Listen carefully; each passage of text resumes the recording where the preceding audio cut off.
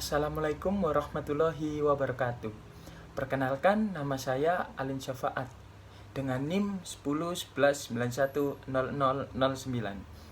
Saya akan menjawab pertanyaan soal UAS dari mata kuliah Manajemen Pemasaran. Ya, soal yang pertama, bagaimana cara UISI menjual produk pendidikan dengan menggunakan yang pertama setting product strategy, yang kedua design and strategy service. Iya, kalau yang kita bicarakan tentang produk strategi, itu pasti yang mengklasifikasi produk. Contohnya, ini UISI berada di bidang pendidikan, otomatis kan UISI memberikan jasa. Nah, setelah itu kita harus tahu siapa aja sih segmentasinya UISI dan apa aja sih yang melatar belakangi UISI untuk dipilih menjadi pilihan siswa untuk mendaftar kuliah seperti itu. Kita harus tahu bagaimana segmentasinya, kita harus tahu kelebihannya apa, dan kita harus menggolongkan atau kita mengklasifikasikan supaya agar mudah memilah-milahnya seperti itu. Dan untuk yang kedua itu design and strategy service. Bagaimana sih UISI desain dan strategi servisnya? Yang pertama, mungkin dari pelayanan UISI yang baik. Contohnya ketika ada siapapun yang datang disambut dengan ramah. Itu yang pertama. Pastinya kan dengan servis yang seperti itu, orang tua atau mahasiswa atau siswa manapun pasti akan tertarik untuk bergabung dengan UISI seperti itu. Yang pastinya di dalam itu ada dosen yang berkualitas juga, dan karena apa? Ketika dosen yang berkualitas dan itu diketahui oleh masyarakat luas, otomatis banyak yang akan memilih UISI. Dan UISI juga memudahkan pembayaran. Jadi semua pembayaran, entah itu UKT, pendaftaran, juga menggunakan m-banking atau online atau e-money lah sekarang. Seperti itu. Ya, nomor 2 adalah bagaimana developing pricing strategi yang harus dilakukan UISI bila Anda adalah manajer pemasaran kampus. Nah, ini menarik sekali. Bagaimana ketika saya menjadi manajer pemasaran kampus dan menentukan harga atau harga jasa yang diberikan. Bagaimana sih strateginya seperti itu? Ya, sebelum kita menentukan harga, pastinya kita harus melihat faktor-faktor dulu. Menurut Kotler dan Armstrong yang bilang pada tahun 94 H.341 bahwa faktor utama itu ada 2 yang harus dipertimbangkan, yaitu faktor internal dan faktor eksternal dari perusahaan atau kampus lah contohnya. Ya, faktor internalnya itu apa aja? Faktor internalnya adalah tujuan pemasaran perusahaan tersebut itu apa sih? Yang pertama, apakah hanya ingin menyebarkan nama UISI agar dikenal, atau kita memang benar-benar butuh mahasiswa, atau kita butuh seseorang, atau kita ingin produk kita laku seperti itu. Dan untuk yang faktor eksternalnya itu kayak permintaan pasar itu gimana, persaingannya gimana, dan unsur-unsur lingkungan lainnya itu gimana. Kita harus menganalisa terlebih dahulu agar kita tidak salah dalam menentukan sebuah harga. Dan yang pertama adalah kendala yang perlu diperhitungkan dalam penetapan harga juga harus dibuat. Contohnya pada saat pandemi, tidak mungkin kan seseorang, atau anggap aja saya menganalogikan ketika ada keluarga yang awalnya penghasilannya 6 juta per bulan, sekarang pas waktu pandemi jadi 4 juta, 3 sampai 4 juta. Gak mungkin kan dari pihak keluarga akan memilih kampus yang mahal seperti itu. Nah, kita harus melihat situasi dan kondisi terlebih dahulu. Contoh pada saat pandemi seperti ini, bolehlah ketika biaya pendaftaran bisa dicicil atau dimurahkan atau diberi diskon. Nah, tapi bagaimana kita menghenti diskon tersebut? Nah, caranya seperti ini. Mungkin aja ketika pada waktu UKT-nya dinaikkan sedikit, itu kan nggak masalah, soalnya UKT kan jangka panjang. Apa itu 6 bulan sekali, lumayan panjang lah menurut saya, daripada kalau pendaftaran sekali, tapi kan itu berbelasan juta sampai puluhan juta seperti itu. Dan analisa yang rinci mengenai permintaan. Contoh, permintaannya itu berapa sih? Contoh ada warga Gresik ya yang mau, atau sekitarnya yang mau kuliah itu sekitar 1.000 orang. Kan ada banyak kampus pilihan swasta lainnya. Nah, otomatis mereka akan memilih yang kampus mana yang akan mereka sukai. Kita tahulah kalau orang Indonesia pastinya ingin yang murah tapi berkualitas. Nah, mungkin itu bisa dijadikan patokan terlebih dahulu. Murah tapi berkualitas. Demi meningkatkan atau menjual nama dahulu. Kita gak apa-apa lah diberi diskon seperti itu. Dan yang selanjutnya adalah kompetisi. Penentuan harga itu juga dilihat dari seberapa aktif sih mahasiswanya. Lulusannya itu lulusan yang udah jadi orang besar itu siapa aja, atau orang yang sukses. Nah, pasti akan dipandang oleh mahasiswa-mahasiswa dan orang tua yang akan mendaftarkan anaknya di kampus tersebut. Seperti itu. Dan kalau saya mau memberikan strategi, atau mungkin ada strategi baru lah, seperti itu. Jadi biaya kampus itu bisa kita kerjasama dengan contoh rumah sakit ya.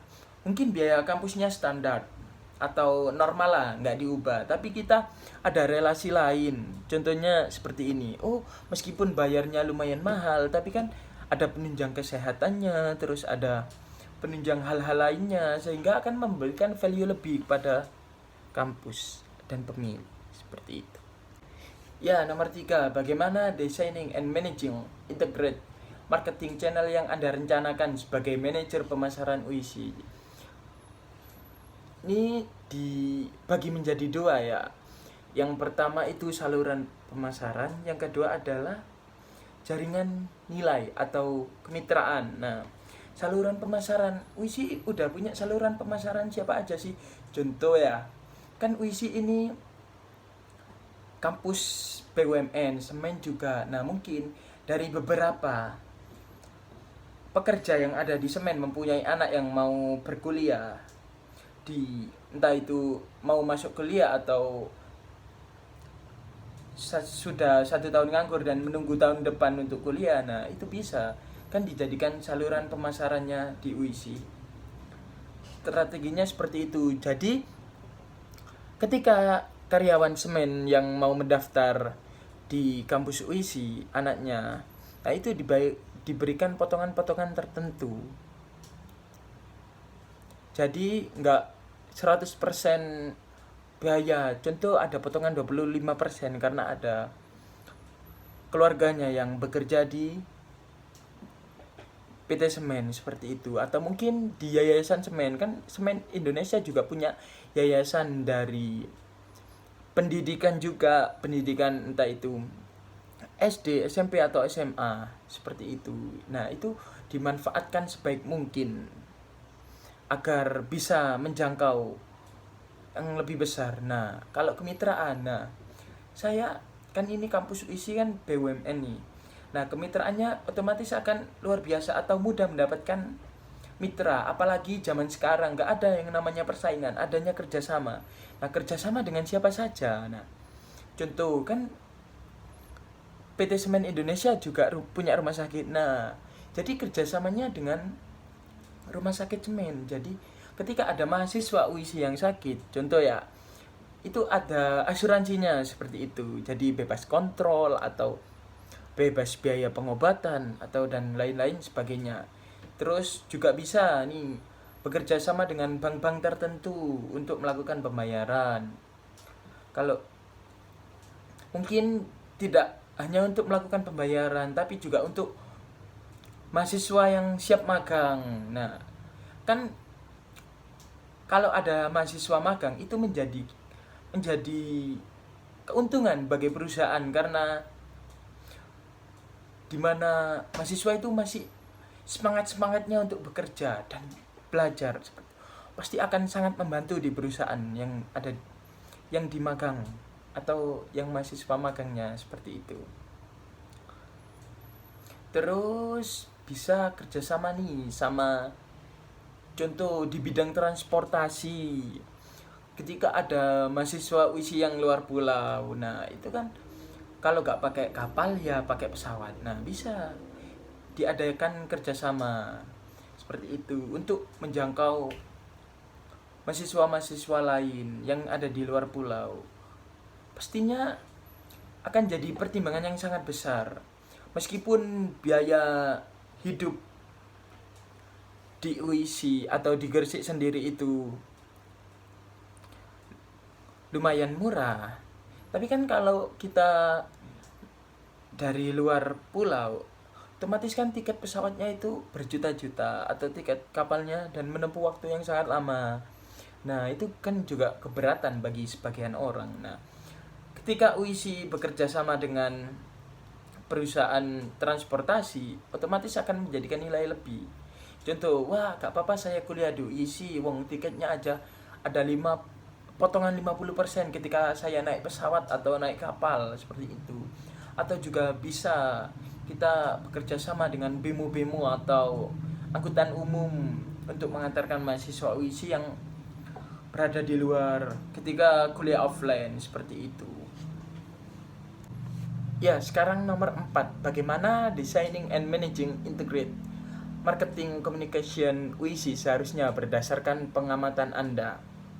Ya, marketing UISI seharusnya ya, kan ini bahas marketing atau anggap aja pengiklanan atau pemasarannya itu cara langsung gimana. Kan iklan, kalau selama ini UISI itu ada iklan banner, terus ada juga di baliho, terus ada di sosmed, terus seperti itu. Nah, seharusnya kan UISI bisa lebih kreatif nih. Contoh, bisa bergabung atau mengajak kerjasama dengan konten kreator yang ada di Gresik, bahwa kuliah UISI itu seperti ini, atau bisa nanti pemasarannya gini, ada training gratis atau kuliah gratis selama 1 minggu di UISI. Contohnya sebelum ada pendaftaran atau pas pendaftaran, boleh mahasiswa untuk maksud saya boleh siswa atau orang luar yang mau berkuliah mencoba kuliah di UISI 1 minggu terlebih dahulu.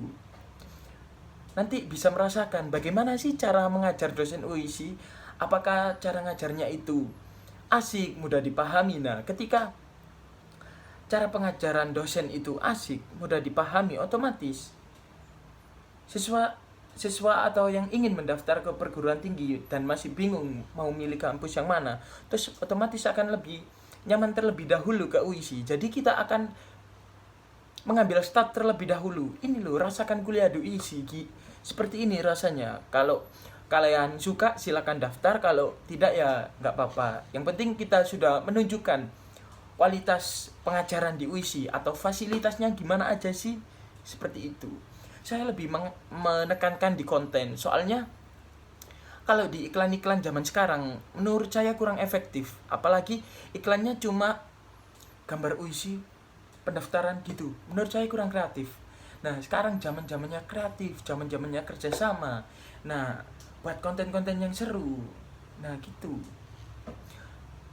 apalagi kita menggandeng selebgram Gresik atau selebgram Jawa Timur, atau kita menggandeng alumni-alumni yang sudah bekerja di UISI dan sukses. Nah, dan untuk menceritakan bagaimana sih rasanya kuliah di UISI, bagaimana fasilitasnya, bagaimana selama berkuliah selama 4 tahun, dari alumni-alumni juga bisa, sehingga di situ mahasiswa atau calon mahasiswa mempunyai gambaran, oh ketika aku kuliah di UISI pengajarannya bakal seperti ini, mungkin saya akan dibimbing lebih kreatif menghadapi industri 4.0 atau mungkin sekarang mau 5.0 ya. Nah, seperti itu. Ya, sekarang yang nomor 5, bagaimana managing personal communication, direct and database marketing and personal selling yang harus dilakukan pihak UISI. Jadi, kita memberikan sarannya. Nah, mungkin saran saya seperti yang nomor 4, yang pemasaran di situ. Kan direct marketing kan dibagi menjadi 2, pemasaran langsung dan tidak langsung.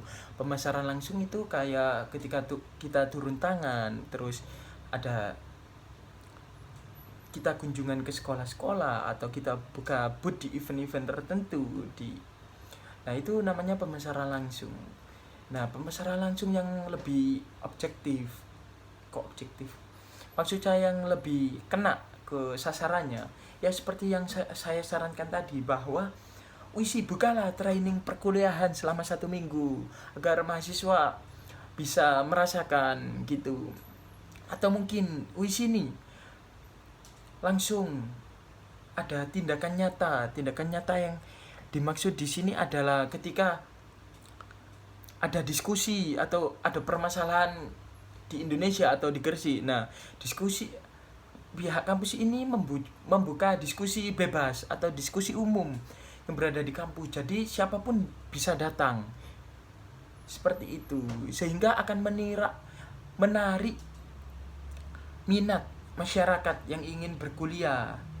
Oh, ternyata kampus UISI ini pendengar. Ternyata kampus UISI ini sama kayak rakyat, satu rasa atau rasa senasib, bisa mendengarkan suara rakyat, seperti itu. Terus kalau yang pemasaran tidak langsung, nah juga sudah saya jelaskan tadi bahwa pemasaran tidak langsung kita bisa mengajak nih konten kreator mana untuk dijadikan atau kita bekerja sama. Contoh konten kreator Indonesia atau Jawa Timur. Nah, kita kerjasama di sana. Beliau main-main dulu di Gresik dan menceritakan bagaimana keseruan kuliah di UISI. Dan UISI harus juga mempunyai latar belakang atau hal yang membedakan. Jadi kalau orang-orang ingat UISI itu pasti contoh ya, oh UISI Semen Indonesia, nah kayak gitu seharusnya. Apalagi gini ya, mungkin pemasaran yang tidak langsung ini gini, kita bekerja sama dengan Semen Indonesia.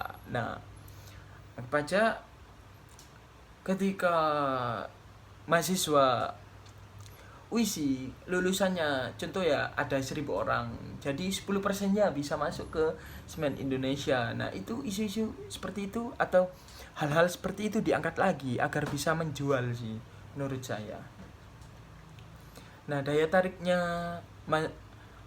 masyarakat itu lebih ke langsung kerja, soalnya masyarakat kita pasti dididik menjadi pekerja atau mindsetnya sekarang menjadi pekerja. Nah, atau mungkin bisa UISI mengubah mindset dari masyarakat agar yang awalnya pekerja menjadi pengusaha atau menjadi konten kreator. Nah, dimana ini kan negara kita sendiri, masa kita akan menjadi pekerja terus menerus seperti itu. Nah, mungkin bisa mengubah mindset. Yang nomor 6, soal terakhir nih, presentasi apa yang sudah Anda lakukan pada tugas besar pemasaran antara kartu tugas dan jawaban Anda harus terintegrasi. Nah, yang pertama saya pada tanggal 24 Januari 2021 saya membuat konten dengan tema rapat himpunan yang saya sebar di media sosial, lebih tepatnya di Instagram ini. Nah, saya di situ menunjukkan bahwa seperti ini rapat komunal himpunan. Nah, mungkin dari mahasiswa luar akan tertarik. Keren ya rapatnya, bisa pakai baju samaan, terus bisa diskusi bebas seperti itu. Dan untuk yang kedua adalah studi banding. Nah, ini saya juga nge-share-nya di Instagram pada tanggal 15 Februari kemarin ya, masih hari Minggu kemarin. Nah, kenapa kok saya nge-share studi banding? Karena supaya di pikiran masyarakat bahwa mahasiswa UISI ini juga tidak hanya tentang semen aja, tapi juga bisa bekerja sama dengan kampus-kampus lain atau studi banding di mana menyelesaikan persoalan, mungkin ada permasalahan yang berbeda di setiap kampus. Nah, kita sharing-sharing seperti itu. Dan yang konten ketiga saya share di TikTok ya. Pada tanggal 15 ya, juga kemarin tentang Ayo Champs. Nah, di situ saya memberikan keseruannya Ayo Champs, dimulai dari kita masuk pagi-pagi pukul 5:30, terus habis itu kita ngemper di jalan sampai malam karena mengerjakan tugas. Nah, itu melatih kebersamaan atau kerjasama tim, sehingga besok ketika kita bekerja atau kita menjadi bosnya, kita bisa kerjasama dengan siapa aja. Nah, untuk yang selanjutnya kegiatan mahasiswa prodi manajemen ketika offline. Nah, supaya orang lain atau masyarakat luar tahu bahwa kegiatan mahasiswa itu ngapain aja sih kalau offline. Nah, ya pastinya juga pelajaran, presentasi, terus belajar bisnis kalau di prodi manajemen, terus pastinya apalagi mahasiswa juga narsis, juga ikut demo, menyuarakan suara rakyat, karena kan harapan rakyat sekarang berada di mahasiswa seperti itu.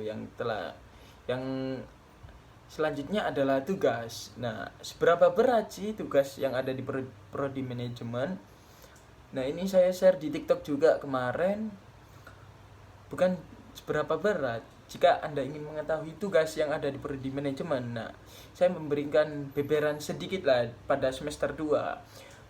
Di situ saya sering presentasi, terus kunjungan pabrik, terus membuat video. Nah, itu kan agar kita menjadi kreatif, agar kita mengetahui secara langsung bagaimana kondisi pabrik. Nah, seperti itu. Dan yang selanjutnya adalah transisi dari siswa ke mahasiswa. Transisi siswa ke mahasiswa yang dimaksud gini. Nah, awalnya kan saya kuliah saya baru lulus SMA dan mau kuliah. Nah, awalnya saya anggap aja perbedaannya nih dari rambut. Dulu rambut saya biasa-biasa aja, gak seberapa panjang dan juga gak seberapa pendek. Tapi setelah saya masuk awal UISI saya botak. Nah, terus ketika udah semester 3 malah gondrong. Nah, mungkin itu hal-hal yang membuat minat masyarakat ya, agar mereka penasaran, loh kenapa sih awalnya kok rambutnya biasa aja, tiba-tiba botak, loh tiba-tiba gondrong. Nah, seperti itu. Nah, selanjutnya adalah saya memberikan informasi bahwa di UISI ini ada 10 program studi. Ya, saya share juga di TikTok kemarin. Program studi apa aja sih yang pastinya ada manajemen, akuntansi, ekonomi syariah, teknik, dan lain-lain sebagainya. Dan ini yang terakhir, saya memberikan pengenalan tentang sedikitnya kampus UISI. Kampus UISI itu memiliki 3 kampus. Nah, saya memberikan sedikit gambar dan video bahwa kampus UISI memiliki tiga kampus, kampus A, B, dan C. Kampus A yang berada di pabrik semen sama kayak kampus B, cuma berbeda mungkin 1 kilo atau nggak sampai ya. Dan yang kampus C, nah itu tempatnya kayak pertanian dan ada telaga. Nah, asik lah pokoknya kalau kita ngerjain tugas di situ. Mungkin itu saja dari saya. Wassalamualaikum warahmatullahi wabarakatuh.